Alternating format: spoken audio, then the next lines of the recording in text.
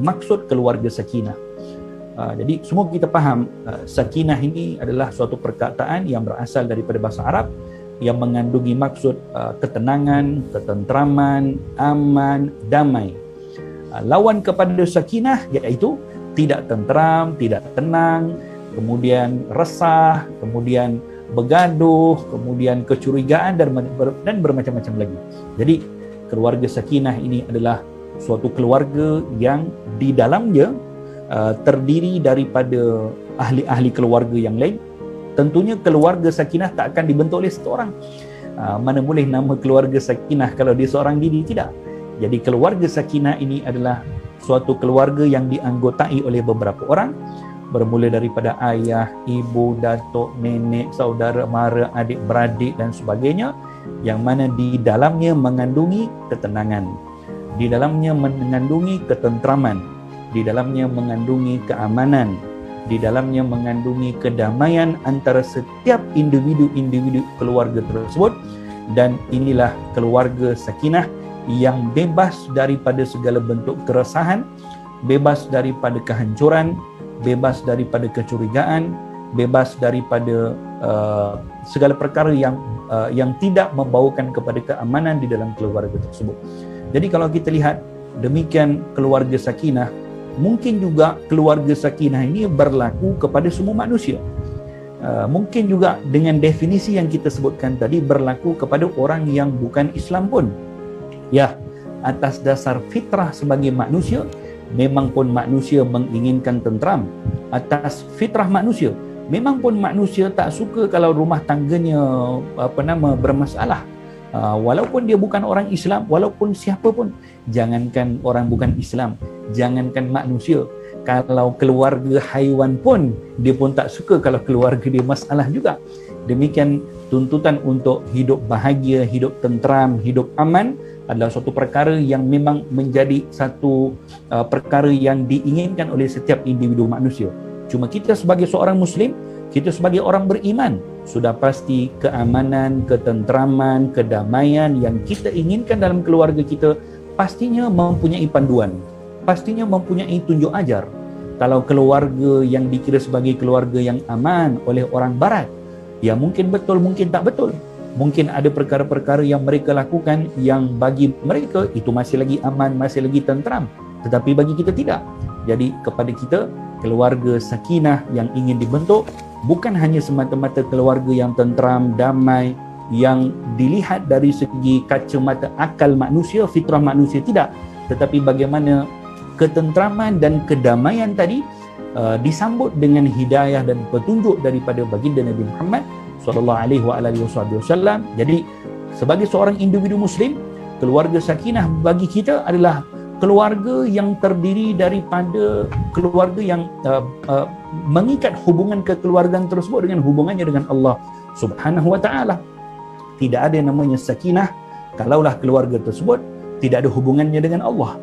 Tidak ada ketenangan sebenarnya pada keluarga tersebut kalau keluarga tersebut tidak dibina di atas dasar untuk menjadi hamba Allah, untuk sama-sama memakmurkan muka bumi, untuk selamatkan ahli keluarga semuanya daripada api neraka Allah, untuk sama-sama hidup dalam keadaan menjadi hamba kepada Allah sehingga mati dalam keadaan husnul khatimah, sehingga masing-masing semua keluarga tersebut hidup dalam syurga. Itu maksud kepada keluarga sakinah bagi kita. Jadi mungkin kalau dalam hal ini, kalau kita dengar perbincangan-perbincangan oleh orang-orang bukan Islam, cendekiawan barat atau apa semua, mereka pun bincang juga. Harmoni keluarga pun mereka bincang. Masalah-masalah kekeluargaan pun mereka bincang. Saya pernah satu hari diberitahu oleh seorang kawan di masa saya pergi ke Paris, pergi ke Perancis, ada satu orang sahabat saya di situ bagi tahu, katanya di situ masyarakat mereka yang hidup di situ, mereka ni lebih suka, lebih cenderung untuk tidak berkahwin. Hidup bersama dalam rumah, hidup dalam rumah bersama laki perempuan. Mungkin juga mereka pun ada anak. Mungkin mereka pun hidup macam kita hidup juga, seronok-seronok juga, happy, gelak ketawa juga, tapi tak nak kahwin. Sebab katanya alasannya kalau kahwin masing-masing akan banyak problem, masing-masing buat hal-hal yang tertentu dan masing-masing tak percaya kepada pasangan. Tapi mereka dilihat secara zahir nampak macam happy juga. pergi keluar sama, balik sama, duduk di rumah makan sama, kadang-kadang melahirkan anak pun.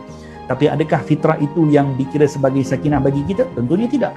Kerana yang dimaksudkan dengan sakinah yang aman, damai bagi kita adalah sesuatu yang diajarkan dalam bukan hanya menyambut fitrah manusia, tetapi sesuatu yang kita lihat di dalam pegangan agama kita dan apa yang disebutkan oleh baginda Nabi Muhammad sallallahu alaihi wasallam. Sebab itu dalam ikatan perkahwinan kita pun kita sebenarnya diikat dengan kalimah Allah. Dalam ikatan perkahwinan kita, akad pernikahan itu adalah menyambut sesuatu yang dituntut oleh syariat Islam. Maka dalam hal ini perlu kepada kita untuk memahami yang namanya keluarga yang bahagia, keluarga yang sakinah, yang tenang tadi, tidaklah ianya akan jadi tenang, tidaklah ianya akan jadi damai kalaulah ianya bukan suatu keluarga yang dibentuk di atas dasar cinta agama, di atas dasar cinta kepada Allah, cinta kepada Rasulullah SAW. Maka keluarga itu tidak akan membentuk keluarga sakinah. Sebab keluarga bahagia, keluarga sakinah bagi diri seorang Muslim, saya mungkin boleh tunjukkan ianya macam tiga segi macam ni. Kalau kita buat tiga segi macam ni kan, jadi suami dengan isteri di sini, jadi di atas sekali adalah hubungan dengan Allah. Jadi suami dengan isterinya di sebelah beginilah. Jadi makin suami dengan isteri itu makin dekat. Kalau suaminya dekat kepada Allah, isterinya tak dekat lagi, maka keluarga itu belum sakinah lagi. Atau kalau isterinya dekat dengan Allah, suaminya masih baru nak panjat, belum cukup sakinah juga.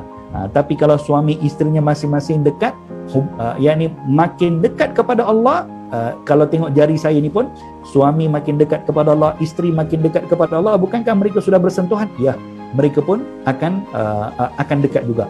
Tapi kalau jauh dari Allah, suaminya jauh dari Allah, isterinya jauh dari Allah, ini pun sudah menunjukkan mereka sebenarnya tidak akan hidup bahagia. Maka sebagai individu Muslim, tidak ada namanya istilah kebahagiaan kalau nilai agama itu tidak diletakkan sebagai penghubung antara sesuatu keluarga tersebut.